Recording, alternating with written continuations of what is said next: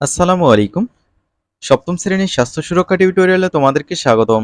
এই ভিডিওতে আমরা বেড়ে উঠি মন ও মননে এই অধ্যায়ের অনুভূতি ও প্রকাশ ১ এই ছকটি পূরণ করব। তো শিক্ষার্থীরা তোমরা পূর্বের ভিডিওগুলো দেখে না থাকলে অবশ্যই দেখে নেবা। আমরা নিজেদের অনুভূতি ও তা প্রকাশের ধরনগুলো দেখলাম। এবার নিজেদের বাড়িতে বা বিদ্যালয়ে তিনজনের সাক্ষাৎকার নেই এবং তাদের নিজেদের এই অনুভূতিগুলো প্রকাশ করতে কি আচরণ করে তা জানার চেষ্টা করি। তো এখানে তিনজনের সাক্ষাৎকার নিতে বলছে।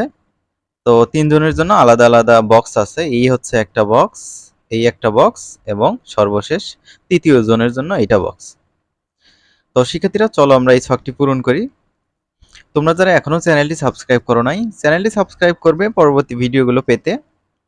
দেখো, সাক্ষাৎকার প্রদানকারী প্রথম জন হচ্ছে রায়হান। তো আনন্দ হলে সে কি করে? উচ্চস্বরে হাসে। দুঃখ হলে সে কি করে? কান্না করে। তারপর রাগ হলে সে কি করে? মেজাজ খিটখিটে হয়। তার যদি ভয় পায় তার লোম দাঁড়িয়ে যায়। দ্বিতীয় জনের সাক্ষাৎকার নেওয়া হয়েছে, নাম হচ্ছে মনিকা। আনন্দ পেলে চোখ ও মুখ জ্বলজ্বল করে। দুঃখ পেলে মন খারাপ হয়।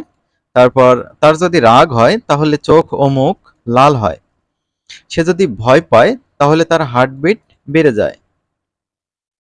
আরেকজনের সাক্ষাৎকার নেওয়া হয়েছে, তৃতীয় জন রাকিব। আনন্দ হলে তার লাফালাফি করতে ইচ্ছে করে। তার যদি কখনো দুঃখ এসে যায় তাহলে সে বিমর্ষ দেখায়।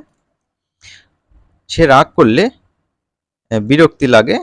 সে যদি কখনো ভয় পায় তাহলে গলা শুকিয়ে যায়। তো এই হচ্ছে অনুভূতি ও প্রকাশ ১ এই ছকটি পূরণ। আশা করছি বুঝতে পেরেছো।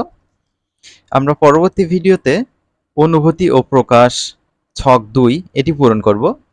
তো শিক্ষার্থীরা ভালো থাকবে। পরবর্তী ভিডিওতে দেখা হবে। আল্লাহ হাফেজ।